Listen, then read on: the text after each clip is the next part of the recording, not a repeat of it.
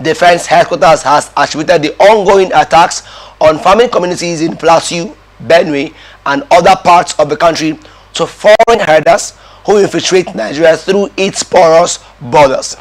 Speaking at a media briefing on Thursday, the Director of Defense Media Operations, Major General Marcus Kangie, said that investigations and arrests of armed herders have revealed that many of the attackers are not Nigerians. Farming communities in north-central region, especially in Benue and Plateau State, have experienced recurring violent attacks with hundreds of lives lost and thousands displaced. Governor of Benue State, Reverend Father Hyacinth Ali, recently echoed similar concerns, blaming foreign herders who exploit the ECOWAS protocol on the free movement of persons and livestock to invade Nigerian communities. The ministry's disclosure aligns with calls from stakeholders for stronger border security and regulation of transnational herder movements to curb the farmer-herder conflicts escalating across parts of Nigeria. Foreign herders behind attacks in North Central, according to the military. I would love to have your thoughts on this, Mr. Godwin. You see, when it comes to this recurring, incessant, violent attacks, these herdsmen way they go about perpetrating so much violence and evil acts on helpless and innocent citizens of this country. This truly gets to me, because we are awoken every morning to news of killings, unending, too many numbers, casualties, so many victims, increasing in numbers. I want to ask, this is a serious one, I want to ask, what our security agencies do? Is tell me that foreign headers. So what? I refuse to think that the director of media in the military is trying to give me some lame duck excuse. Okay, our borders are porous. Whose responsibility it is to check the borders? Whose responsibility it is to repel these herdsmen? Whose is in charge? So you can see the failure of the government. See, we were told primarily that the primary of government is the protection of lives and properties of the citizenry. And if you ask me to score government and those in charge, I'll give them total zero, without missing words. Because you wake up every morning and you see the level of death, you see the wanton killing of civilians, of Nigerian citizens, and now you're telling me they are foreign herdsmen. So what? How did I get in here? So the foreign herdsmen now are more powerful than the Nigerian military, the Air Force, the police, the civil defense, the Navy, and what have you. But let's look at these things now. Let's look at these things. Do I refuse to think that a sector of this country are actually in connivance, are actually culpable of death people, a particular region, a particular ethnic group or tribe? Because you are aware, if something goes wrong, if the community rises, if they want to defend themselves and they want to procure arms now, you see the government ready to easily come in. But you see the level of arms proliferation amongst these herdsmen, among these bandits, with all these insurgents. Nothing is done, nothing much is done. But they go as far as raiding army camps, army barracks. They go as much as attacking military formations, and the military sometimes don't appear helpless. So who is following who? Who is following who? Down here, the south where we are now, trust me, as a farmer, this farmland, my first farmland are being attacked.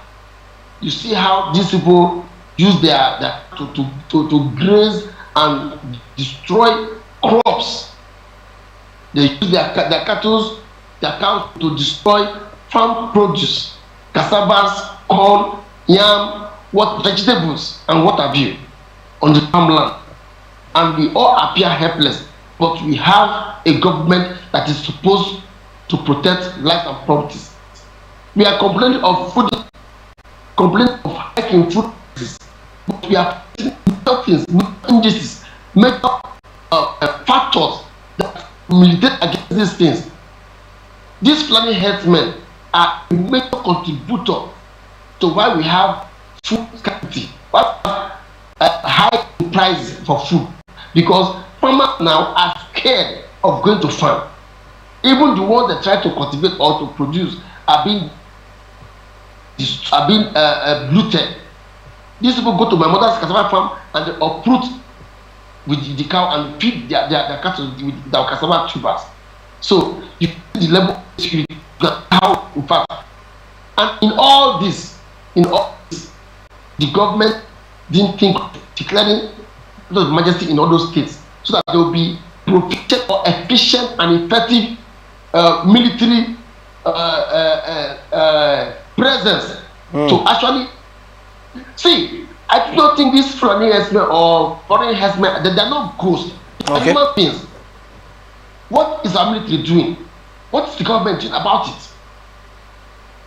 The other day we saw videos where they attack military population and seize military equipment, seize their PC, and their healers and trucks.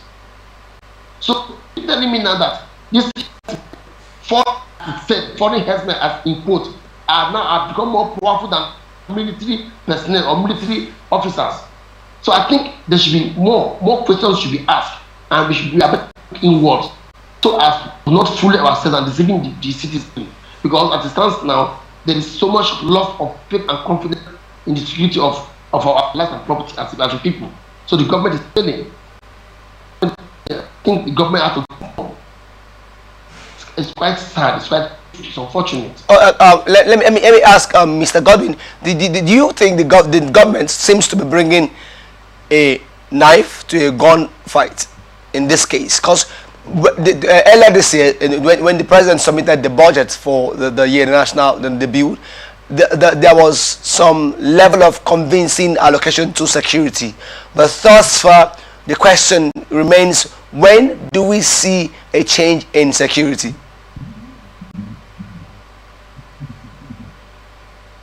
That's what I've said. That you have to look inwards to this internal thing. Remember that even sometimes you see viral videos where some soldiers will come all out to call their superior officers and accusing the government of being culpable, of being culpable of the insecurity of the nation at large. That the situation at hand thus appears that actually benefiting from it. Now, so much is being voted into in budgetary allocations of production. The point now is large, humongous sums of budgetary provisions. Do they really see the implementation of those budgets? Do they get the necessary equipment, the firepower, the arms required? And does they actually get to those at the forefront of this? If a military man, an army officer, could come out boldly calling out the Nigerian government and the superior security officers or military officers of not of incompetence or of betrayal or of not taking care of their welfare, then I said we should look inward. It's more internal. You're telling me foreign headers. How did they cross the border? How did they get in here? Now how them might go around like taking a map, geographical map of our country. Our territorial integrity is at stake. So if you ask me, the government is not doing enough. The government is not doing enough. It's not giving homogeneous budgetary provisions every year in, year out, and nothing is on ground. Which people are responsible for implementing it? And which people are responsible for this arms acquisition? And in any case, some time ago, I watched, I think the DG of DS actually advocated that the community should actually look at ways of defending itself. Okay, the community who supplies the arms, how do you get arms? You ask me, you don't take a knife to confront somebody with an automatic AK rifle. You don't have a chance against them. So how do we get protected? How do we have our self-defense and self-protection?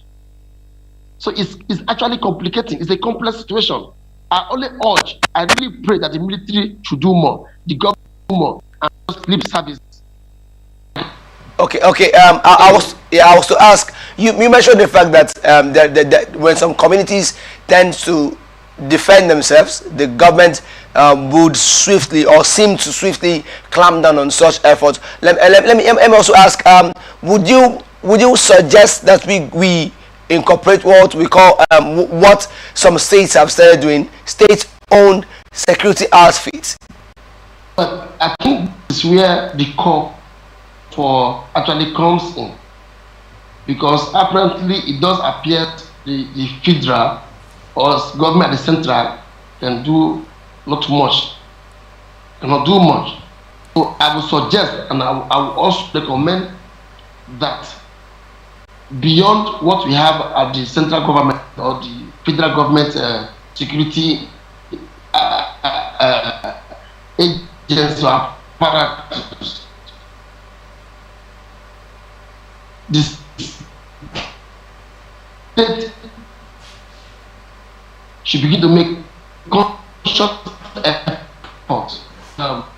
When it is now community based, you have people who know the terrain of their geographic location or settlement.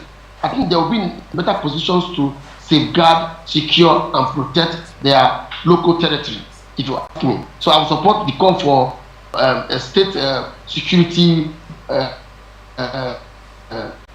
Outfits.